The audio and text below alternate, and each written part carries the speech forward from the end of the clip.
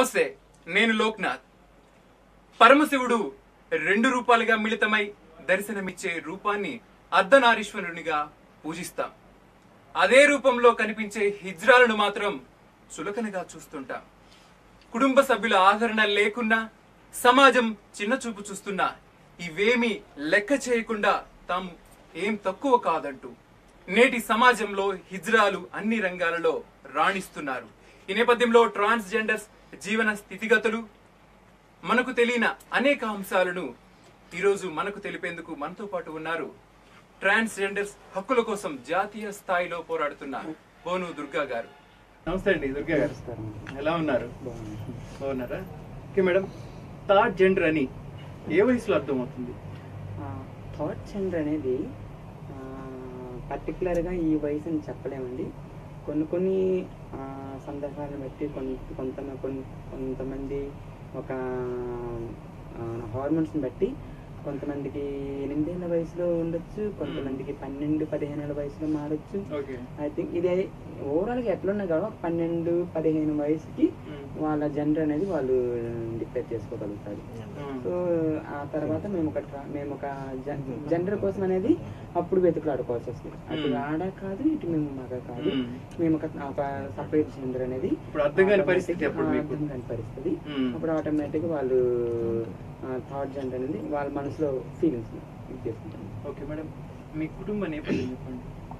మా కుటుంబ నేపథ్యం అంటే మాది చాలా పెద్ద ఫ్యామిలీ. ఎవరండి? మాది ఒంగోలేనా మీది? Okay okay. మా అమ్మ, మా నాన్న, మేము ఒక 5 మెంబర్స్, 2 అన్నయ్యలు, 2 అక్కలు, అందరికి మ్యారేజ్ అవుతుంది. అందరూ ఎట్లా ఉంటుంది ట్రాన్స్జెండర్స్ లైఫ్, అర్థమవుతుంది ఆ యొక్క ట్రాన్స్జెండర్స్ లైఫ్ ఎట్లా ఉంటుంది. అక్కడికి వెళ్ళి నేను అంటే ఫస్ట్ నుంచి బయటకు వచ్చిన తర్వాత శరీరం మాత్రమే ఒక మేల్ జెండర్ గా కనిపిస్తుంది. తర్వాత దాంట్లో ఆ మేల్ గా ఉన్న బాడీలో ఈ యొక్క ఫీమేల్ హార్మోన్స్ ఏవైతే మాకు ఉన్నాయో, తర్వాత మేము ఒక ఆడతనం మాకు అప్పటి నుంచే మాకు ఉండటం వల్ల మేము ఒక ఆడదానిగా మేము ఫీల్ అయ్యి అసలు మాకు ఈ బాడీ అవసరం లేదు, మాకు ఈ బాడీతో పని లేదు, మేము ఒక ఆడపిల్లలమి అనేది మాకు అప్పుడు మేము అర్థం చేసుకొని మా కమ్యూనిటీ వాళ్ళతో కలవటం, వాళ్ళ ఇళ్ళకి వెళ్ళి వాళ్ళ ఇంట్లో శారీస్ కట్టుకోవటం, లంగాలు వేసుకోవటం, తర్వాత వాళ్ళ ఇంట్లో మేకప్స్ వేసుకోవటం, అక్కడే ఏదన్నా విక్స్ పెట్టుకోవటం. సో నేను ఒక ఆడపిల్లలాగా అర్థంలో చూసుకుంటే నేను ఒక ఆడపిల్లని, so we have to feel. అందుకని చెప్పనేసి ఇంకా మా కమ్యూనిటీ మెంబర్ వెతుక్కుంటూ మా కమ్యూనిటీ మెంబర్స్ దగ్గరికి నేను ఫస్ట్ బెంగళూరు వెళ్ళాను. ఒంగోలు నుంచి. అప్పుడు ఏం చదువుతున్నారు మీరు? నేను 10th అయిపోయింది. ఇప్పుడు ఎంతవరకు చదువుకున్నారు మీరు? నేను డిగ్రీ చేస్తాను. 10th లోనే మీరు ఒంగోలు నుంచి వెళ్ళిపోయారు బెంగళూరుకి. అక్కడికి వెళ్ళి ఈ కమ్యూనిటీని కలవడం జరిగింది. కమ్యూనిటీని కలిసిన తర్వాత అక్కడి నుంచి హైదరాబాద్ వెళ్ళటం జరిగింది. హైదరాబాద్ లో కొంతమంది సలహాలు అయినా తీసుకుని మళ్ళీ అక్కడి నుంచి ముంబై వెళ్ళటం జరిగింది. ముంబైలో మా కమ్యూనిటీ వాళ్ళ దగ్గరికి వెళ్ళి అసలు అక్కడ ఆచారాలు, వ్యవహారాలు అన్ని తెలుసుకోవడం జరిగింది. దానికి నేను ఇంటర్మీడియట్ సెకండ్ ఇయర్ లో తెలిసింది. ఒక 1 year లో తెలిసిపోయింది. ఒక 1 year 2 years లో తెలిసిపోయింది. Okay okay. అప్పుడు వాళ్ళు మీ తల్లిదండ్రులు మీ పట్ల ఎలా వ్యవహరించేవాళ్ళు, మిమ్మల్ని ఏ విధంగా ట్రీట్ చేసేవాళ్ళు?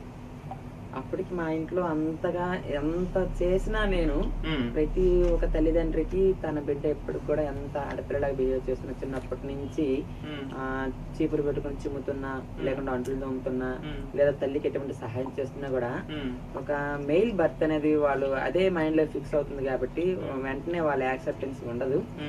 ఉండక ఎంత ఫీమేల్ గా బిహేవ్ చేస్తున్నా కూడా వాళ్ళు అవన్నీ గుర్తుపట్టుకోకుండా మా అబ్బాయి సో మా అబ్బాయి అమ్మాయి కాదు అనే ఒక భావన వాళ్ళకి ఎప్పుడు ఉంటుంది. దాన్ని కొంచెంగా మళ్ళీ ఈ జెండర్ చేంజ్ చేసుకున్న తర్వాత, ఈ ఆపరేషన్స్ అయిన తర్వాత వాళ్ళు కొంచెంగా జీర్ణించుకుంటే పర్లేదు. జీర్ణించుకోకుండా కొంతమంది అయితే కొన్ని వందల సంవత్సరాల కంచి వాళ్ళ ఇళ్ళకి వెళ్లకుండా మా కమ్యూనిటీలో ఉండే వాళ్ళే ఎవరు ఇళ్ళకి పోకుండా ఉన్నోళ్ళు కూడా చాలా మంది ఉన్నారు. ఇప్పుడున్న జనరేషన్ బట్టి ఇప్పుడు అందరికి చాలా మందికి అవేర్నెస్ కలిగింది కాబట్టి కొంతమంది ఇళ్ళకి వెళ్తున్నారు, ఫ్యామిలీస్ తోనే కొంతమంది ఉంటున్నారు, కొంతమంది ఫ్యామిలీ లేకుండా లైఫ్ లీడ్ చేస్తున్నారు. సో దానివల్ల పేరెంట్స్ ఎవరైనా యాక్సెప్టెన్స్ ఉంటే సో ఫ్యూచర్ లో ఏదన్నా ట్రాన్స్జెండర్స్ అనేది బయటకు రావడానికి కూడా ఒక అవకాశం. Okay okay. అంటే మీ అమ్మా నాన్నకి మీరు ధైర్యంగా చెప్పారా, అమ్మ నాలో ఉన్న భావన, నా కోణం ఇది, బాహ్యంగా నేను కనిపిస్తుంది ఇది అని మీ అమ్మా నాన్నకి ధైర్యంగా చెప్పారు, లేదు వాళ్ళంతటా వాళ్ళే తెలుసుకున్నారా? నేను చెప్పలేదండి, ఎందుకంటే నాకు భయం. ఫస్ట్ మా ఇంట్లో వాళ్ళు నన్ను హెరాస్మెంట్ చేస్తారు, లేదా బంధిస్తారు, లేదా కొడతారు. సో నేను ఎక్కడికైనా వెళ్ళినా కూడా నేను పార్ట్ టైం జాబ్ చేస్తున్నాను అని చెప్పేసి వెళ్ళిపోయేదాన్ని. అంటే నేను వెళ్ళటం ఎట్లా, నేను 10th క్లాస్ అయిపోయింది, ఎగ్జామ్స్ అయిపోయినాయి, ఎండాకాలం సెలవులు. సో సమ్మర్ హాలిడేస్కి ఎక్కడికైనా వెళ్ళాలి కదా. సో నేను ఎక్కడికి వెళ్ళి ఎంజాయ్ చేసేదాన్ని అంటే మా కమ్యూనిటీ దగ్గరికి వెళ్ళి ఎంజాయ్ చేసేదాన్ని.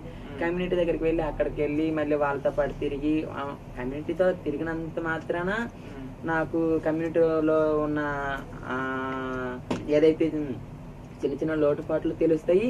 ప్లస్ దాంతోపాటు నాకు సంపాదించుకోవడానికి కొన్ని వనరులు కూడా చూపించారు వాళ్ళు. అంటే ఇట్లా భిక్షాటన కానీ, డాన్స్ నేర్పించడం కానీ, ఏదైనా కానీ మా వాళ్ళు మొత్తం వాళ్ళు చేస్తున్నదే నేను కూడా అక్కడికి వెళ్ళి అట్లా చేయటం. నాకు అక్కడ ఉండాలని ఆశ ఇంకా కలిగింది. ఎందుకంటే అక్కడ ఉండే ప్రేమ మన ఇంట్లో కూడా దొరకదు. వాళ్ళు చూపించే ఆప్యాయత, వాళ్ళు చూపించే ప్రేమ అనురాగాలు మన ఇంట్లో కూడా దొరకవు. కాబట్టి నాకు చాలా అప్పుడు మా ఫ్యామిలీ కంటే వాళ్ళే నాకు అమ్మా నాన్నలు అనిపించింది. ఎందుకంటే నేను వెళ్ళటం కూడా నేను వెళ్ళిన తర్వాత కూడా నన్ను బాగా యాక్సెప్ట్ చేశారు. యాక్సెప్ట్ చేసి వాళ్ళంతా ఏదో నీకేం పర్లేదు, మేమంతా ఉన్నామని ఒక ధైర్యాన్ని ఇచ్చారు.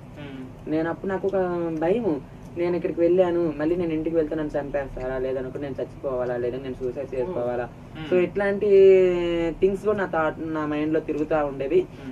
అప్పుడు ఇంకా నేను లేదు, ఇది సమాజాన్ని ఎదిరించుకొని బ్రతకాలి. బ్రతకాలంటే వీళ్ళంతా బ్రతికున్నారు కాబట్టి మనం కూడా బ్రతికి చూపించాలి అనే ఒక దృఢ సంకల్పంతో మళ్ళీ నేను ఇంటికి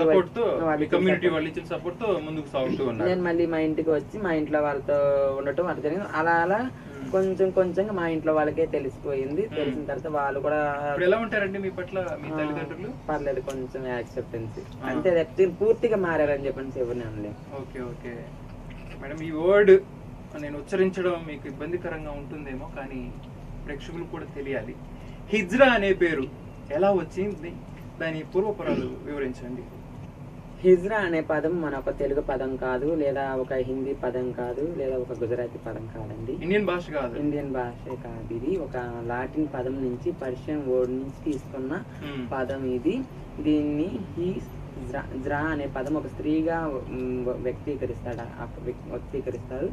సో హీస్ అనే ఆ జ్రా అనే దానికి హిజ్రా అనే ఒక అటు మేల్ గా కాకుండా ఇటు ఫీమేల్ గా కాకుండా థర్డ్ జెండర్ గా ఉన్న వాళ్ళని హిజ్రాగా కూడా వ్యక్తీకరిస్తుంటారు. ఓకే మేడం, మీరు ఇందాక చెప్పారు నేను ఇది అని బెంగళూరుకి వెళ్ళి ఒక కమ్యూనిటీని కలిసి నా పరిస్థితి ఇది, మీకు సపోర్ట్ కావాలంటూ వాళ్ళ దగ్గరికి వెళ్ళారు. ఇప్పుడు ఎవరైనా నేను థర్డ్ జెండర్ అంటూ వస్తుంటే వాళ్ళకి మీరు ఎటువంటి సహాయ సహకారాలు అందిస్తారు? వారికి ఏమైనా కౌన్సిలింగ్ లాంటివి ఏమైనా చేస్తా ఉంటారా మీరు? యాక్చువల్లీ మా దగ్గరికి ప్రస్తుతం నేపథ్యంలో మా దగ్గరికి ఎటువంటి ట్రాన్స్జెండర్స్ వచ్చినా కూడా, ఎందుకంటే కొంత వయసులో వాళ్ళు 15 ఏళ్ళకే వస్తుంటారు కొంతమంది, లేదనుకుంటే 10 ఏళ్ళకే వస్తుంటారు కొంతమంది. తల్లిదండ్రులు కొట్టారో, లేదనుకుంటే తల్లిదండ్రుల నుంచి వివక్ష చూపిస్తున్నారు, లేదంటే స్కూల్స్ లో వివక్ష చూపిస్తున్నారో, లేదనుకుంటే ఇంకా ఏమైనా స్కూల్ మాస్టర్ ఏమన్నా వివక్ష చూపిస్తున్నాడో, లేదనుకుంటే ఆడుకునేటప్పుడు పిల్లలు ఏమైనా గోల్ చేస్తున్నారో. ఈ యొక్క వివక్ష వల్ల వాళ్ళు ఏమవుతారంటే, నా జెండర్ ఇది కాదు అని చెప్పని అనుకుని భయపడి, లేదనుకుంటే నాకు అసలు ఇది వద్దు, నేను వేరే ఎక్కడికైనా వెళ్ళిపోవాలి, మాలాంటి వాళ్ళ దగ్గరికి వెళ్ళాలని మాలాగే వెతుక్కొని వచ్చేవాళ్ళు మా దగ్గరికి వచ్చే వాళ్ళ కోసం మేము ఒకటి కౌన్సిలింగ్ ఇస్తాము. ఫస్ట్ అయితే ప్రస్తుత జనరేషన్ మారింది కాబట్టి ప్రతి ఒక్కరు చదువుకొని రండి. చదువుకునే వాళ్ళకి ఉద్యోగాలు చేసుకునే అవకాశం ఉంటే తర్వాత ట్రాన్స్జెండర్ అయిన తర్వాత మన కాళ్ళ మీద మనం బ్రతికే అవకాశం ఉంటుంది. కాబట్టి ప్రతి ఒక్కరూ చదువుకొని రండి. ఎడ్యుకేటెడ్గా ముందు మనం మోటివేట్ అయ్యి వస్తే తర్వాత మన లైఫ్ను మనం లీడ్ చేసుకోవచ్చు. ఒకరి కాళ్ళ మీద మనం బ్రతకకుండా మన కాళ్ళ మీద మనం బ్రతకొచ్చు అని మేము వాళ్ళ కౌన్సిలింగ్ ఇవ్వడం జరుగుతుంది. సమాజంలో ట్రాన్స్జెండర్స్ పట్ల చిన్న చూపు చూడడానికి గల కారణం ఏంటంటారు? సమాజంలో ట్రాన్స్జెండర్ కి చిన్న చూపు ఈ రోజు కొత్తగా వచ్చిందేమీ కాదు. కాకపోతే ఒకప్పుడు ఆ చిన్న చూపు లేదండి. ఎందుకంటే ఇంతకు ముందు ఆ చిన్న చూపు లేదు. ఎందుకంటారంటే అలనాటి కాలంలో మనము ఒక 500-600 సంవత్సరాల క్రితం 500-600 సంవత్సరాల ముందుకు పోతే ఢిల్లీ సుల్తాన్లు, ఇట్లాంటి టైంలో ట్రాన్స్జెండర్స్ ని దాసీలు గాను లేదనుకుంటే రాణులకి ప్రత్యేకమైన దాసీలు గాను ట్రాన్స్జెండర్స్ ని ఒక రాణి దగ్గర ఉన్న చెలికత్తెలు గాను పెట్టుకునే వాళ్ళు. వాళ్ళకి ఉద్యోగాలు ఇచ్చేవాళ్ళు, ఉద్యోగాలు ఇచ్చి వాళ్ళని పోషించేవాళ్ళు. ఇప్పుడున్న సమాజంలో ఏంటంటే ఆ రాజులు లేరు, ఆ రాజ్యాలు లేవు కాబట్టి ఎవరికి ఉద్యోగాలు లేవు. ట్రాన్స్జెండర్స్ కి ఉద్యోగాలు లేకపోవటం వల్ల ప్రతి ఒక్కరు ఈ ఒక భిక్షాటన దాని మీద ఆధారపడడం వల్ల అంటే అడుక్కునే వాళ్ళని చూస్తే ప్రతి ఒక్కరు కూడా ఒక చులకన భావం ఏర్పడుతుంది కాబట్టి సమాజంలో యాక్సెప్టెన్స్ లేదు. సో దానికోసం సమాజం యాక్సెప్ట్ చేయట్లేదని మేము మా ఉద్దేశం అనుకుంటున్నాం. లేదనుకుంటే మేము కూడా ఉద్యోగం చేస్తూ ఉండుంటే సమాజం డెఫినెట్లీ మమ్మల్ని యాక్సెప్ట్ చేసేదేమో ఐ థింక్. అంటాం సామాజిక మాధ్యమాల్లో గానీ మీడియాల్లో గానీ మీరు ఎందుకు కొందరు వ్యక్తుల పట్ల గానీ లేకపోతే ట్రైన్లో కొంతమంది ట్రాన్స్జెండర్స్ యాచక వృత్తిలో ఉన్నవారు గానీ ఎందుకు అంత రూట్ గా ప్రవర్తిస్తుంటారు? అంటే కోమలంగా ఉండలేరా, నిశ్చలంగా ఉండదా? వాస్తవంగా అయితే అక్కడ ట్రైన్స్ అడిగేటప్పుడు ఆ వ్యక్తి ఆ ట్రాన్స్జెండర్ ని కనీసం ఏదన్నా అంటేనే అక్కడ ఏదన్నా నొప్పి కలిగితేనే మనసు బాధ కలిగిన ఏదైనా విషయం జరిగితే తప్పించి గానీ అక్కడ ఏదైనా ఎందుకంటే ఇప్పుడు ఒక్కరోజు కూడా రోజు జరుగుతుంది. రోజు ట్రైన్స్ కి వెళ్తుంటారు, రోజు భిక్షాటనకి వెళ్తుంటారు, రోజు వాళ్ళ వృత్తులు వాళ్ళు చేసుకుంటారు. చూసుకున్నట్టు ఎప్పుడో మనకు ఒక ఇన్సిడెంట్ జరుగుతుంది, ఏదో పలానా ట్రైన్ లో గొడవ అయింది లేదా పలానా వీధిలో ట్రాన్స్జెండర్ ఒక గొడవ అయింది అని అంటే ఆ యొక్క గొడవలో ఇద్దరి ప్రోద్బలం ఏదో మధ్యలో ఉండబట్టి అక్కడ ఏదైనా గొడవ జరుగుతుంది. ఎందుకంటే ఆ యొక్క ట్రాన్స్జెండర్ ఆ వ్యక్తి ఏదైనా సెక్సువల్ హారాస్మెంట్ చేశాడా, లేదనుకుంటే నీచంగా ఏమైనా తిట్టడం జరిగిందా, లేదనుకుంటే అమ్మాయిని ఇంకేమన్నా గేలి చేయటము గోల చేయటం జరిగి ఉంటేనే ఆ యొక్క ట్రాన్స్జెండర్ ఆ అబ్బాయి పైన తిరగబడుతుంది. ఐ థింక్ అలా జరగచ్చు.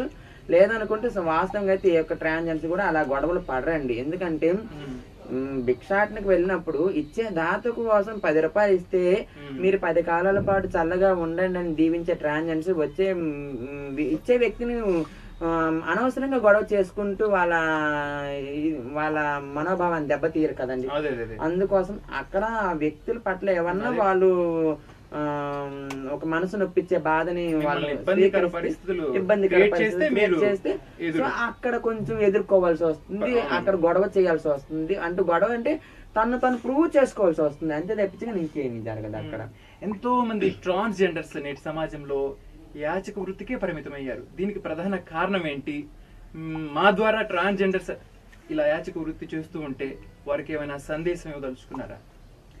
ఎంతో మంది ట్రాన్స్జెండర్స్ యాచక వృత్తి చేస్తారు. ప్రతి ఒక్కరికి బాహ్యంగా ఇదే కనిపిస్తుంది కానీ అంతర్ముఖంగా ఎవరికి ఏమీ కనిపించట్లేదు. ఎందుకంటే నేటి సమాజంలో ట్రాన్స్జెండర్స్ అడుక్కుంటున్నారు, ట్రాన్స్జెండర్స్ భిక్షాటన చేస్తున్నారు, ట్రాన్స్జెండర్స్ బెగ్గింగ్ చేస్తానని చెప్పనేసి అనుకుంటున్నారు వ్యక్తి. కానీ వీళ్ళని ఎలా మారుద్దాము, వీళ్ళకి ఏం ఉద్యోగం ఇద్దాము, వీళ్ళ బాధ ఏంటి, వీళ్ళ కన్నీళ్ళు ఎలా తుడవాలి, కనీసం ఈ పూటకి వీళ్ళు తిన్నారా లేదని అడిగే నాదులు ఎవరు ఉండరు.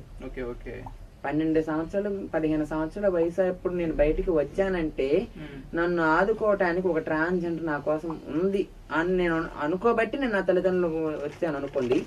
అక్కడ ఆ ట్రాన్స్జెండర్ వచ్చింది, ఒక నెల రోజులు అన్నం పెడతారు, నాకు 10 రోజులు అన్నం పెడతారు. లేదా ఏదైనా ఉద్యోగం కోసం అక్కడ నేను ఆ ట్రాన్స్జెండర్ వాళ్ళ ఇంట్లో ఉండి నేను శారీ కట్టుకొని నేను కాలేజ్కి వెళ్తానంటే ఆ కాలేజీలో నాకు వివక్ష జరగకుండా ఉంటుందా? నన్ను రాణించుకుంటారా? రాణించుకోరు. తరువాత నేను శారీ కట్టుకుని ఏదైనా పని చేస్తాను, ఈ హోటల్ కనీసం ఈ బల్లలోడు అంటులు తోముతానండి, ఈ బల్లలు ఊడుస్తాను, నేను సర్వ్ చేస్తానంటే రాణించుకుంటారా? నువ్వు ఉండటం వల్ల మాకు వివక్ష, మాకు కస్టమర్స్ రారని చెప్పననేసి మాకు అందులో కూడా పని దొరకదు. అట్లీస్ట్ ఆ హోటల్లో పని చేయడానికి కూడా పనికి రానప్పుడు ట్రాన్స్జెండర్స్ ఇంక బ్రతికి సాధించేది కాకపోయినా కనీసం బ్రతికి చూపించాలనే దాని గురించి కూడా వాళ్ళు వర్క్ చేయాలి కదా. వర్క్ చేయడానికి వర్క్ దొరకలేదు, పని ఇవ్వట్లేదు. పని ఉన్నప్పుడు ఏ పని దొరకపోతే ఇప్పుడు మంచి వాళ్ళే ఎంతో మంది నేను హైదరాబాద్ లో మా పెద్ద పట్టణాల్లో కానీ చూస్తాను. ఎంతో మంది ఏం చేస్తారంటే పెద్ద ఉన్నత ఉద్యోగులు కూడా మెంటల్ గా ప్రిపేర్ అయిపోయి భిక్షాటనకి ఏర్పడిపోయారు. చాలా మంది మనం చూస్తాం ఇటీవల పేపర్లో గానీ పలానా కలెక్టర్ ఇట్లా భిక్షాటన చేస్తున్న పలానా దగ్గర అని చెప్పేసి మనం చూస్తా ఉన్నాం. సో వాళ్ళకి ఎందుకని వేరే అవకాశం దొరక్క అట్లా చేయడం జరుగుతుంది. ఇప్పుడు అప్పట్లో మాకు అవకాశాలు ఉంటే డెఫినెట్లీ మేము కూడా ఒక ఉద్యోగ స్థాయిలో ఉండేవాళ్ళం. కాకపోతే అవకాశాలు లేకపోవటం వల్లే భిక్షాటన ఏర్పడతాం. అది కూడా మాకు తరతరాలుగా మా ట్రాన్స్జెండర్స్ కమ్యూనిటీ చేయడం వల్ల సో అదే కంటిన్యూగా మా వాళ్ళు కూడా యాచక వృత్తి అయితే కనిపిస్తుంది కానీ మీ సాధక బాధకాలు ఈ సమాజానికి కనిపించట్లేదు. ఎందుకండి కొట్టండి చూద్దాం. ఇలా కాదు మీ పందాలో. ఓహో తాళి అని. ఓకే, దీనికి సంకేతం ఏంటి? ఇది వచ్చేసరికి ట్రాన్స్జెండర్ యొక్క యాక్చువల్లీ ఏదో చెప్పారు, దీన్ని మేము చప్పట్లు అంటాం, మీరేమంటారు? మేము దీన్ని తాళి అంటాం. తాళి మీన్స్? తాళి మీన్స్ ఇది హిందీ వర్డ్ అండి. తాళి అంటే చప్పట్లే అంటారు. హిందీలో కూడా చప్పట్లే చప్పట్లే అంటారు. సంకేతం ఏంటి? సంకేతం అంటే మా ట్రాన్స్జెండర్స్ యొక్క సంకేతం అండి తాళి అంటే. మాలో ఎక్కడున్నా కూడా ఇది తాళి. ఇప్పుడు ఒక మగవాళ్ళకి వచ్చేసరికి చీర కట్టుకొని మామూలు ఇప్పుడు రోడ్లు అడుగుతుంటారు కదా ఎవరైనా మగవాళ్ళు కూడా, ఇప్పుడు నకిలీ హిజరాలు కూడా వాళ్ళకి మా అంతగా స్పష్టంగా రాదు. లేడీస్ కూడా కొంతమంది ట్రైన్స్ అడుగుతారు, వాళ్ళకి మా అంత స్పష్టంగా రాదు. సో మా ట్రాన్స్జెండర్స్ కి ఏంటంటే ఇది క్లియర్ గా వస్తుంది. సో దాని వల్ల మేము దీన్ని పట్టుకోగలుగుతాము. ఇది మాకు ఎక్కడున్నా కూడా మా యొక్క సంకేతంగా మేము ఉపయోగిస్తాం దీన్ని. మీ ఆచార సంప్రదాయాలు బంధాల గురించి చెప్పండి. మా యొక్క ట్రాన్స్జెండర్స్ ఆచార సాంప్రదాయాలని చాలా విభిన్నంగా ఉంటాయి, చాలా గొప్పవి, దైవాత్మికంగా కూడా ఉంటాయి. దీంట్లో ఆ బంధాలు అనుబంధాలు అనేవి చాలా గొప్పవండి. మాకు ఒక గురువు అని ఉంటారు. ఫస్ట్ ఆఫ్ ఆల్ మాకు ఒక గురువు అని ఉంటారు. ఒక పర్సన్ ని మీ కమ్యూనిటీలో తీసుకునే సమయంలో మీ ఆచార సాంప్రదాయాలు ఎలా మొదలవుతాయి? అదే ఇప్పుడు చెప్తుంది ఏంటంటే మాకు ఒక గురువు ఉంటుంది. ఆ గురువు కింద వచ్చే వాళ్ళని ఆ గురువు కింద వచ్చే వాళ్ళని కోడలుగా భావిస్తారు, లేదా కూతురుగా భావిస్తారు. కూతురుగా అంటే ఎక్కువగా కోడలుగానే భావిస్తారు. ఆ కోడలుగా భావించిన ఆ గురువు చెప్పే పనులు మొత్తం ఆ కోడలని ఆమె చేస్తుంది. సో ఈ మొత్తము మన మన జనరేషన్ ఎటువంటి కుటుంబ సంబంధాలు ఎట్లా ఉంటాయో మాలో కూడా అటువంటి కుటుంబ సంబంధాలే ఉంటాయి. అంటే బంధాలు ఏ విధంగా, రిలేషన్షిప్స్ ఎలా ఉంటాయి? అమ్మ అక్క వదిన మరదలు గురువు. గురువు అనేసరికి ఇక్కడ అత్త కింద వస్తుంది. అమ్మ సపరేట్ గా ఉంటుంది. ఇక్కడ నాన్నమ్మ ఉంటుంది, అమ్మమ్మ ఉంటుంది, ఇంకా ముని అమ్మమ్మ ఉంటుంది, ఇంకా పెద్ద పెద్ద వాళ్ళు కూడా అమ్మమ్మలు, ఇంకా పెద్ద వయసు అయిపోయి దాది పడదాది నాని గురు. తర్వాత ఉందండి లాంగ్వేజ్ ఉంది, అది ట్రాన్స్జెండర్స్ లాంగ్వేజ్ అంటారండి. దాన్ని కోతి భాష అంటారు. కోతి భాష అంటారు. అందరికి వస్తుందండి. వరల్డ్ లో ఎంతమంది ట్రాన్స్జెండర్స్ ఉన్నారో అందరికి వస్తుంది. అంటే ఇతర దేశాల్లో కూడా ఉంటారు ఒకటే భాష, అందరికి ఒకే భాష, ఒకటే భాష, ఒకటే భావం, ఒకటే భాష. ఎక్కడైనా ప్రపంచవ్యాప్తంగా బంధాల గురించి చెప్పండి. బంధాలు అదే గురువు తర్వాత వచ్చే వాళ్ళని చీల, ఆ చీలకి వచ్చే వాళ్ళని నాతి చీల, ఆ చీల కింద ఇంకా వచ్చే వాళ్ళని సంటి చీల. ఇట్లా అంటే ఇప్పుడు ఒక తండ్రి తన తర్వాత కొడుకు తర్వాత మనవడు తర్వాత ముని మనవడు, ఇట్లాంటి సంబంధాలు కలిగిందే ఈ ట్రాన్స్జెండర్స్ లో కూడా బంధాలు అనుబంధాలు.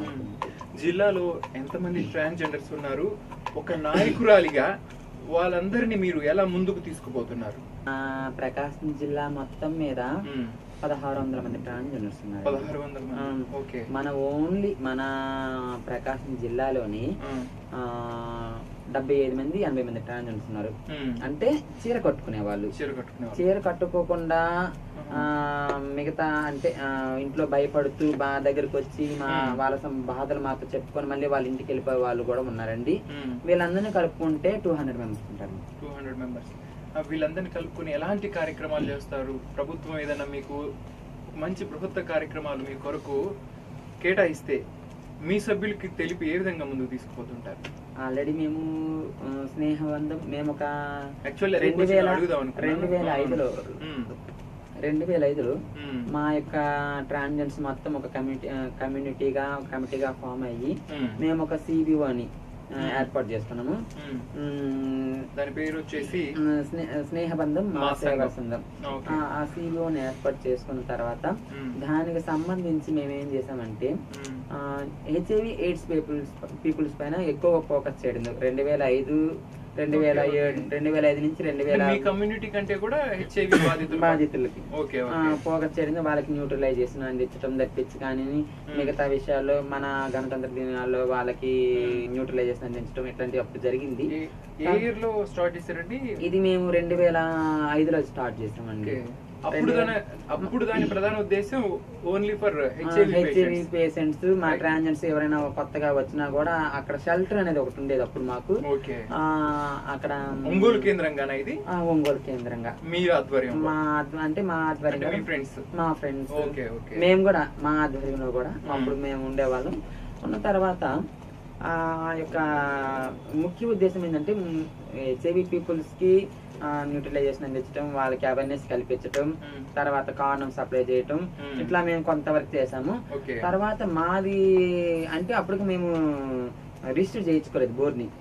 బోర్డు రిజిస్టర్ చేసుకోకుండా మేము కొన్ని సంవత్సరాల తర్వాత 2009లో మళ్ళీ మేము బోర్డు రిజిస్టర్ చేసుకోండి. అన్రిజిస్టర్ గా ఉంది. మేము రిజిస్టర్ 2009లో చేయించాము. చేయించిన తర్వాత కూడా స్వచ్ఛందంగా ఎన్నో కార్యక్రమాలు చేసాము.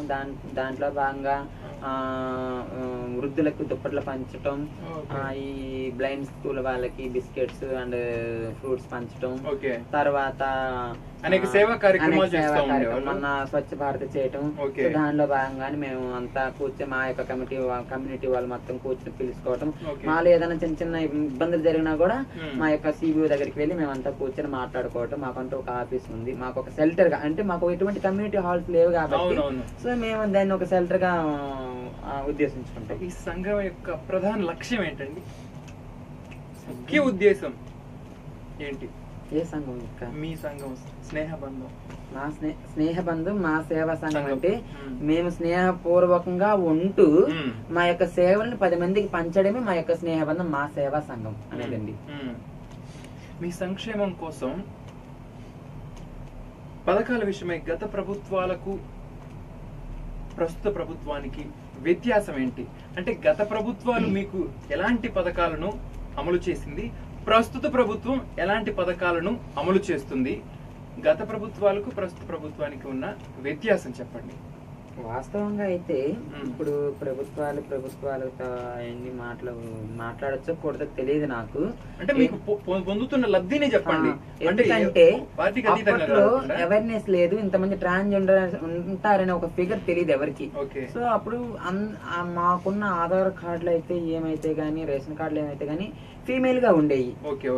తర్వాత మాకు నాల్సా జడ్జిమెంట్ 2014లో మాకు ఎప్పుడైతే థర్డ్ జెండర్ గా గుర్తింపుని ఇచ్చిందో దాని తర్వాత మేము జెండర్ ని చేంజ్ చేసుకోవటం, రేషన్ కార్డ్స్ లో థర్డ్ జెండర్, ఆధార్ కార్డు లో థర్డ్ జెండర్, ఓటర్ కార్డు లో థర్డ్ జెండర్, ఇట్లా చేసుకున్న తర్వాత అప్పుడు గవర్నమెంట్, ఏ గవర్నమెంట్ అయినా ఉండండి, ప్రస్తుత గవర్నమెంట్ ఇంతమంది ట్రాన్స్జెండర్స్ ఫిక్స్డ్ గా అంటే ఇంతమంది ఫిగర్ ఉన్నారు కాబట్టి వీళ్ళకి కూడా ఏదో ఒకటి చేద్దామని ఒక వాళ్ళ దృష్టికి వచ్చింది కాబట్టి మా మీద కొన్ని సంక్షేమ పథకాలు వచ్చినాయండి. సో దానికి మేము ఎంతో హర్షణీయంగా మేము అంటే వ్యక్తం చేసుకుంటున్నాం. గుర్తింపు కార్డులకు సంబంధించి అన్ని గుర్తింపు కార్డులు ఇప్పుడు మీకు వర్తిస్తున్నాయా? లేదు ఒక పక్క ఇల్లు నిర్మించుకోవడానికి ఇళ్ల స్థలాలు లాంటివి ఏమన్నా ఇప్పుడు ప్రభుత్వం కల్పిస్తుందా? దాంతో పాటు ఇంకేదన్నా మీరు ఏదన్నా ఒక చిన్న వ్యాపారం గానీ లేకపోతే ఒక పరిశ్రమ పెట్టుకోవడానికి ప్రభుత్వం కార్పొరేషన్ గా ఏర్పాటు చేసి ఏమన్నా మీకు నిధులు కేటాయిస్తుందా? దీని గురించి చెప్పండి. మీ ఎదుగుదలకు ఎలాంటి సహాయ సహకారాలు అందుతున్నాయి? అది నేను చెప్పేదానికంటే నా ఫ్రెండ్ ఉన్నారు, నా ఫ్రెండ్ కూడా అనండి. నా ఫ్రెండ్ ఇందాక మీ సహచరులను కూడా అడగడం జరిగింది, అది మీరు వినే ఉంటారు. ప్రభుత్వం నుంచి గుర్తింపు కార్డు లాంటివి ఏమైనా వచ్చున్నాయా? అట్ ద టైం దానితో పాటుగా మీరు ఆర్థికంగా కానీ అందరితో సమానంగా ఎదుగుదలకు ఎటువంటి కార్యక్రమాలు ఏమైనా చేస్తున్నారా? లేదా ఇప్పుడు బీసీ కార్పొరేషన్లు, ఎస్సీ అనేక కార్పొరేషన్లు ఉన్నాయి, వారి ఎదుగుదలకు ప్రభుత్వం నిధులు కేటాయించి వారి పురోభివృద్ధికి సహకరిస్తుంది. అలాంటి కార్పొరేషన్లు మీకు ఏమైనా ఉన్నాయా? ఒకవేళ లేకపోతే మా ద్వారా ప్రభుత్వాన్ని ఏమైనా అడగదలుచుకున్నారా? నా పేరు షర్మిల. ఇప్పుడు వచ్చేసి యాక్చువల్ గా మాకు ప్రభుత్వం తరపున GO 20 అనేది పాస్ అవ్వడం జరిగింది. దానివల్ల మాకు కొన్ని సంక్షేమ పథకాలు కూడా ఆమోదంలోకి వస్తాయని చెప్పారు. కాకపోతే వాళ్ళు ఏం చెప్పారంటే చదువుకున్న వాళ్ళకి ఉద్యోగం అన్నారు, ఇల్లు లేని వాళ్ళకి ఇల్లు అన్నారు, మళ్ళీ వచ్చేసి 1500 పెన్షన్ ఇస్తామన్నారు. కానీ అవి చేస్తే అందరికి 1500 ఇచ్చేస్తే సరిపోదు కదా.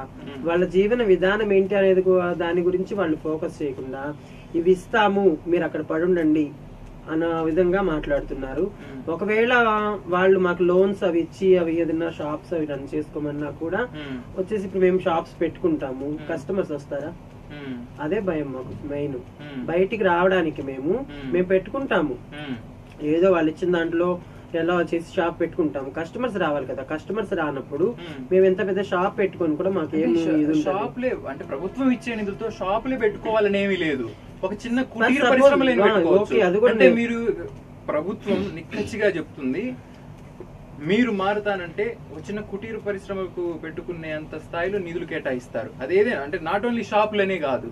అప్పుడు మీరు యాచక వృత్తిని వదిలేస్తారా? అవునండి, కుటీర పరిశ్రమ అయినా కూడా నా ఒక్కరితోటే ఏమి అయిపోదు కదా. దానికి డ్వాక్రా గ్రూప్స్ ఇస్తారు, అవి చేసుకున్నా కూడా మేము ఏదో మిషన్ కొనుక్కున్నా మగ్గ కుట్టించుకోవడానికన్నా రావాలి కదా. ఏ పరిశ్రమ చేద్దాం అనుకున్నా మన ఒక్కరితో అయిపోదు. కస్టమర్స్ అనేది మెయిన్ ఉండాలి.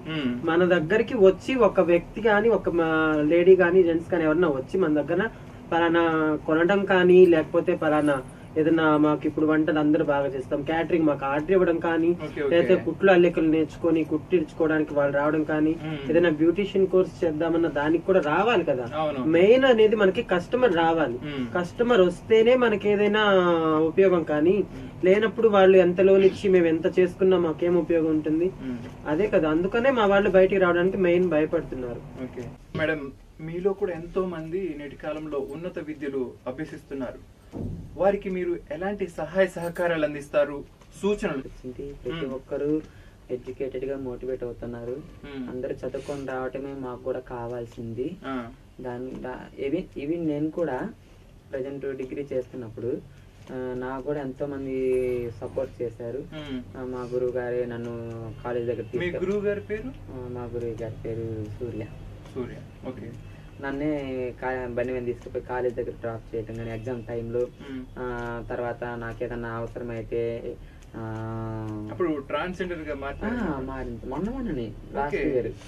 అప్పుడు మీ కాలేజీలో మీ తోటి మిత్రులు ఏ విధంగా ఉండేవారు? లేదు, మా నాతోటి మిత్రులందరూ చాలా స్నేహభావంగా ఉండేవాళ్ళు. ఎందుకంటే ఆటోమేటిక్ గురువులు గానీ మీ ఫ్యాకల్టీస్ గానీ మంచిగా ఉండాలి. మంచిగా ఉంటారు. అందరికి నేను చాలా ఇష్టం. ఫస్ట్ ఆఫ్ ఆల్ అందరికి చాలా బాగా రెస్పెక్ట్ గా మాట్లాడటం గానీ, లెక్చరర్స్ గానీ, ఎందుకంటే ఒంగోలు ఆల్మోస్ట్ అందరికి నేను తెలుసు. సో దాని వల్ల అందరు నన్ను బాగా యాక్సెప్ట్ చేశారు. మీరు ఒక ఉన్నత విద్యను అభ్యసిస్తూ ఉన్నారు. మీ తోటి మిత్రులకు కూడా ఎలాంటి సలహాలు సూచనలు చేస్తుంటారు వారి అభివృద్ధి కోసం? మా తోటి మిత్రులే కాకుండా మా ట్రాన్స్ కమిటీ మిత్రులు కూడా మేము చెప్పేది ఏంటంటే, చదువుకుంటూ ముందుకు రండి. చదువుకోలేనప్పుడు పక్షంలో కొన్ని విషయాలు మేమే చదివిస్తాము, లేదనుకుంటే దానికి సంబంధించిన సపోర్ట్ మేము చేస్తామని చెప్పి మేము చెప్తుంటాం. మేము మా ఫ్రెండ్ ఒక అమ్మాయి హారిక అనే అమ్మాయి ఉంది, ఆ అమ్మాయిని కూడా చదువుకుంటాను అని చెప్పి అంటే మేము మళ్ళీ రాలేదు. తన్ని మా కాలేజ్ కి తీసుకెళ్లి అడగడం జరిగింది. తను వచ్చేసరి తన సబ్జెక్ట్ అక్కడ కాలేజీలో లేకపోయేసరికి వేరే కాలేజీలో మనం వెతుకుతామమ్మా, మనం సీట్ కోసం ప్రయత్నిద్దామని మా డైరెక్టర్ గారు చెప్పడం జరిగింది. ప్రియాంక ఉంది, ప్రియాంక బీటెక్ అయిపోయింది. తను ఇప్పుడు వచ్చేసరికి సివిల్స్ ప్రిపేర్ అవుతుంది. నెక్స్ట్ జనరేషన్ మంచి స్ఫూర్తిదాయకంగా నిలవాలనేది మా తరపున, మా మై కేబుల్ మై డిజిటల్ తరపున కూడా ఆల్ ది బెస్ట్ చెప్పండి. Thank you. నెక్స్ట్ నా కోరిక ఏమి లేదండి, నేను మంచి జాబ్ కొట్టాలి. దానికోసం వేరే కోచింగ్ తీసుకుంటున్నాను. మీకు కూడా ఆల్ ది బెస్ట్.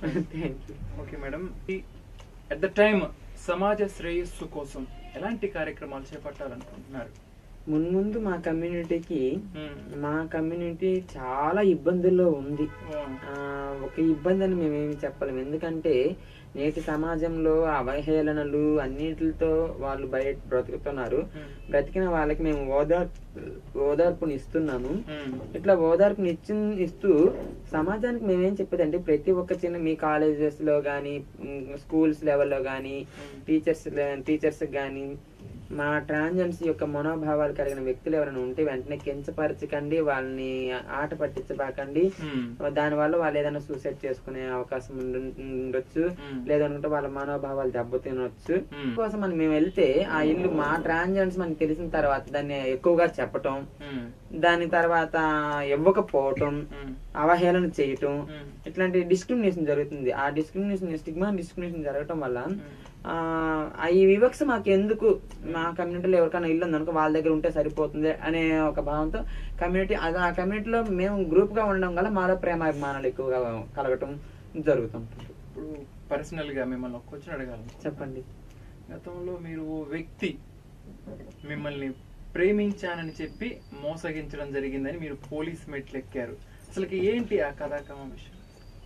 ఇంకెందుకు లేని జరిగిపోయిన కదా, ఇంక మళ్ళీ తన లైఫ్ మళ్ళీ నేను అంటే పేరు ప్రస్తావించకుండా చెప్పే ప్రయత్నం చేయాలి. ఎందుకంటే నేను ఇంటర్మీడియట్ లో ఒక అబ్బాయిని ప్రేమించాను. తర్వాత ఆ అబ్బాయి కూడా నాతో ఉంటానన్నాడు కాబట్టి మేమిద్దరం అప్రోచ్ అయ్యాము. కొన్ని రోజుల తర్వాత మళ్ళీ అబ్బాయి వేరే అమ్మాయిని మ్యారేజ్ చేసుకుని వెళ్ళిపోయాడు. దాని గురించి కొన్ని ఆధారాలు నా దగ్గర ఉండడం వల్ల నేను కోర్టు మెట్ల దాకా వెళ్ళటం జరిగింది. మీకు న్యాయం జరిగింది? న్యాయం జరిగింది, కోర్టులోనే మేము న్యాయం జరిగిందండి మాకు. విజయవాడలోని ఆ కోర్టులోని మాకు విజయవాడ అబ్బాయి విజయవాడ కోర్టులోనే మాకు న్యాయం అక్కడే తీసుకున్నాము. తర్వాత వాళ్ళ కేసులు కొట్టేశారు, మా ఈ కేసులు కొట్టేశారు. ఇంటికి వాళ్ళకి అక్కడే డేవేస్ కూడా తీసుకున్నాం. ఇవాళ చెన్నైలో జరిగిన అందాల పోటీల్లో పాల్గొన్నారు. స్టేట్ నుంచి మీరు ఒక్కరే పాల్గొన్నారా? నేను ఒక్కడే. అది అంటే జాతీయ స్థాయిలో జరుగుతుందండి? లేదు, స్టేట్ లెవెల్. వాళ్ళ స్టేట్, అది తమిళనాడు స్టేట్ లో జరిగింది. అది వాళ్ళ స్టేట్ వరకే కాబట్టి నేను అక్కడ ఉంటున్నాను కాబట్టి సో దాంట్లో నేను పాల్గొనడం జరిగింది. బహుమతి వచ్చిందండి. Congratulation madam. ఎంతో కొంత మీ కమ్యూనిటీ, మీ మిత్రులతో కలిసి ముందుకు పోతున్నారు. మేము కూడా చూడడం జరిగింది. ఒంగోలులో స్వచ్ఛ భారత్ కార్యక్రమాన్ని కూడా మీరు నిర్వహించడం జరిగింది. ఈ నేపథ్యంలో ఎంతో మీ మైండ్ లో సమాజానికి ఏదో ఒకటి చేయాలనే తలంపు మాత్రం ఉంది. అవును. అంటే నేటి యువతకు, ఎవరైనా కావచ్చు, యువతకు మీరు ఇచ్చే సందేశం ఏదైనా ఉందా?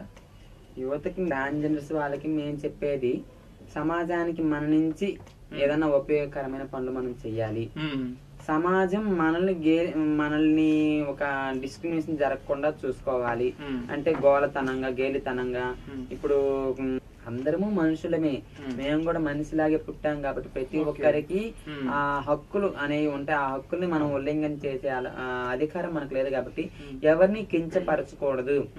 ఈవెన్ మమ్మల్నే కాదు ఇంకెవరిని కూడా కించపరచకూడదని మేము సమాజానికి చెప్తాం. మేడం, ఏజ్ లో ఉన్నప్పుడు, శక్తి ఉన్నప్పుడు ఏదో ఒక వృత్తి ద్వారా, యాచ వృత్తి మేబీ ఏదో ఒకటి ద్వారా మీరు సంపాదించుకుంటారు, 4 మెతుకులు తింటారు. ఒక ఏజ్ దాటిన తర్వాత మీ పరిస్థితి ఏంటి? ఇప్పుడు ప్రస్తుత సమాజంలో వృద్ధులకు ఆశ్రమాలు ఉన్నాయి, కానీ మీ కమ్యూనిటీ పరంగా ఏజ్ దాటిన తర్వాత వాళ్ళ పరిస్థితులు ఎలా ఉంటాయి? మీరు వారిని హక్కును చేర్చుకొని వారి బాధ్యతలన్నీ మీరే తీసుకుంటారా? దాన్ని కొంచెం వివరించండి. యాక్చువల్లీ మా యొక్క ఏమి ఇవ్వండి, వాళ్ళకి అన్ని పనులు మేమే చేయాలి. అట్లీస్ట్ వాళ్ళు టాయిలెట్ కి వెళ్ళకపోయినా కూడా ఆ చాకరీ మేమే చేస్తాం. ఎందుకంటే మాకంత చాకరీ వాళ్ళు చేశారు కాబట్టి, మాకు అంత పని చేశారు కాబట్టి మా కోసం వాళ్ళ కోసం మేము డెఫినెట్లీ పని చేస్తాము. వాళ్ళ బాగోగులు అన్ని మేమే చూసుకుంటాం. గవర్నమెంట్ చూస్తుందా లేదంటే వేరే సంస్థలు చూస్తాయి అని మేము చూడమండి. ఎందుకంటే మా ట్రాన్స్జెండర్స్ కోసం మేమే కష్టపడాలి. ఇప్పుడు మా సమాజంలో ఎస్సీ, ఎస్టీ, బీసీ అంటూ విభజన జరిగింది. అలాగే మీలో కూడా రకరకాల, మీ కమ్యూనిటీలో కూడా రకరకాల అంటే విభాగాలుగా ఏమైనా ఉన్నారా? లేదండి, ఏ కులం నుంచి వచ్చినా, ఏ మతం నుంచి వచ్చినా అంతా భారతీయులం కాబట్టి మాదంతా ఒకటే తాటి, ఒకటే మాట, ఒకటే తాళి, అంతే తప్పించి కానీ మాకంటూ నువ్వు ఈ కులము, నువ్వు ఈ కులం, ఇక్కడ కుల వివక్ష, కుల వర్గీకరణ మా దాంట్లో ఎప్పటికీ ఉండదు. అది ఉండబోదు కూడా. ఎందుకంటే మా కమ్యూనిటీలో మేమందరం కూడా ఒకటే తాటిపైన నడుస్తాం. ఇది నువ్వు తప్పు చేసావంటే ఆ తప్పు అని చెప్పి వాళ్ళు ఒప్పుకుంటారు. లేదా ఇది మంచి కరెక్ట్ చేసి ఇతన్ని అప్రిషియేట్ చేయాలంటే మనం అందరినీ తను అప్రిషియేట్ చేస్తాం అంతే తప్పించి కానీ ఇక్కడ కుల వివక్ష అటువంటి జరగదండి మా యొక్క కమ్యూనిటీలో. మీ ఇప్పటి వరకు మీ సహచరురాలు దుర్గా గారు చెప్పారు, అన్ని మీరు వినే ఉంటారు. ఇంకా మీ సమస్యలు గానీ ఇంకేదైనా ఉన్నాయా? మా ద్వారా ప్రభుత్వానికి మీరు ఏమైనా చెప్పదలుచుకున్నారా అంటే ఈ వేదికగా చెప్పొచ్చు మీరు. నమస్తే, నా పేరు కరిష్మా. నేను పేర్లమెట్లు అక్కడ ఉంటాను. ఎవరు మా వాళ్ళు రానిక మా వాళ్ళు అందరూ అట్లా పేర్లమెట్లో ఉంటాను. నేను ఫస్ట్ నుంచి అక్కడే ఉండేదాన్ని. మా నాన్నగారు చనిపోయారు. చనిపోతే ఇట్లా అయిపోయాను నేను. అప్పుడు ఏం చేశారు, అందరూ ఎక్కిరిచ్చినట్టుగా లేకుండా అట్లా చేశారు. అయినా కానీ వచ్చేసారేమో. బయటకు వచ్చి మా కమ్యూనిటీ తరపున వెళ్ళి అట్లా అయిపోయాను అని చెప్పి వాళ్ళతో వెళ్ళాను. ఇంకా కొన్నాళ్ళుగా వెళ్ళిపోయిన తర్వాత కొంచెం బాగానే ఉంటా ఉంటే ఇల్లు ఎవరు ఇవ్వట్లేదు. ఇవ్వకపోతే రోడ్డు మీద ఆక్రమించేసాను నేను. ఇల్లు ఆక్రమించేస్తే రోడ్డు మీదకి వెళ్ళి ఆక్రమించేస్తే వాళ్ళు ఏమన్నారు, సరే అమ్మ ఇక్కడ రోడ్డు పెద్ద ఉండడానికి లేదన్నారు. ఆ రోజు వచ్చి కుక్కలేరుతో అన్ని పడేశారు నా ఇల్లు. రోడ్డు పడి సరే ఏరేటి పక్కన లింగారెడ్డి కాలనీ అని ఒకటి ఉంది, అక్కడికి వెళ్ళాను నేను. ఇల్లు ఇవ్వండి, నేను ఇక్కడే ఉన్నాను కదా అంటే, అమ్మ అసలు నీకు ఇల్లు ఇవ్వము, మీరు కొద్దివాళ్ళు కదా ఇట్లా ఉంటారు, మీకు ఇల్లు ఇవ్వము మేము అని అన్నారు. సరే అన్నారు. 2000 అన్నారు ముందు. నేను ఇస్తానండి 2000 అని అన్నా. అని అంటే తర్వాత ఏమన్నారు, మళ్ళీ 4000 అన్నారు. 4000 మీ కాడికి ఇట్లా వస్తారు, మీరు ఉండడానికి వీలేదు ఇక్కడ అని చెప్పి ఆ కాలనీ వాళ్ళు ఏం చేశారు, ఇప్పుడు నన్ను ఇంకా అక్కడ నుంచి తరిమేశారు వాళ్ళు. వద్దు అక్కడ ఉండడానికి వీలేదు అని ఆ ప్రభుత్వం ఇప్పుడు నివాసం లేకుండా చేసేసారు. మీకు తెలుసుకుంది గానీ, మీకు జరిగిన అన్యాయాన్ని గానీ ప్రేక్షకులకు గానీ అధికారులకు గానీ ప్రభుత్వానికి ద్వారా మా కెమెరా ద్వారా చెప్పండి. యాక్చువల్లీ సార్ ఇక్కడ ఏమైందంటే, మన రోడ్డు పేర్నమెట్కి వెళ్ళేటప్పుడు రోడ్లు ఎక్స్టెన్షన్ చేసేటప్పుడు నేను కూడా వెళ్ళటం జరిగింది. అయితే ఆ రోడ్లు ఎక్స్టెన్షన్ చేసేటప్పుడు ఏదైతే కరిష్మా ఉందో, కరిష్మా ఒక 30,000 పెట్టి ఒకళ్ళ దగ్గర ఆ స్థలం కొనుక్కుంది. కొనుక్కుంటే అది పూర్వంబోక స్థలమో పట్టాలేని భూమో సంథింగ్, అది రోడ్లకి తెలియదు. అప్పుడేమో అక్కడ ఉండటం కోసం అని చెప్పేసి తక్కువలో వస్తుందని 30,000 కొనుక్కుంది. కొనుక్కున్న తర్వాత ఆ రోడ్లు ఎక్స్టెన్షన్ చేసేటప్పుడు ఇల్లుని తీసేసారు తంది. తన ఇల్లు అప్పుడు నిరాధారం అయిపోయింది. నిరాధారం అయిపోయిన తర్వాత తను ఏదో రేకులు అవన్నీ వేసుకుంది, గోడని పగిలిపోయినంటే ఆ రేకులు పగిలిపోయినప్పుడు మళ్ళీ మీరు జాగ్రత్త తీసి ఇవ్వచ్చు కదండి, లేదనుకుంటే మళ్ళీ మేము ఇంకెక్కడ వేసుకుంటాం లేదనుకో అమ్ముకుంటామా ఆ రేకులు అని చెప్పేసి చెప్పడం జరిగింది. చెప్పిన తర్వాత వాళ్ళేమో తప్పు అయిపోయిందమ్మా అని చెప్పేసి వాళ్ళేదో కొంచెం ఒక నష్టపరిహారం 2,000 రూపాయలు 1,500 చేతిలో పెట్టారు. వాళ్ళందరితో వెళ్ళిపోయారు. వెళ్ళిపోయిన తర్వాత అమ్మాయికి నిరాధారం అయిపోయింది. ఏదో గవర్నమెంట్ మాకేదో హౌస్ లోన్స్ ఇస్తాను అన్నారు అంటే తప్పించి కానీ ఎవరికైతే సొంత గృహాలు లేవు. మేము ప్రతి ఒక్కరం కూడా భిక్షాటనకి వెళ్ళి వేరే డాన్స్ ప్రోగ్రామ్స్ వేరే ఎవరికి సొంత నివాస గృహాలు అద్దెలలోనే కనీసం 2,000 పే చేయాల్సిన హౌస్ కి మేము 2,000, 3,000, 4,000, 5,000 ఇట్లా పే చేస్తూ వాళ్ళ యొక్క జీవితాన్ని గడుపుకుంటూ వస్తున్నారు. కానీ ఎవరికి ఇల్లు కిరాయికి కూడా ఎవరు ఇవ్వటం లేదు. మీరు అంటున్నారు మీరు ఇలా రోడ్ల మీద తిరుగుతారు, అడుక్కుంటారు అని చెప్పేసి చాలా మాకు హేళనగా మాట్లాడటము.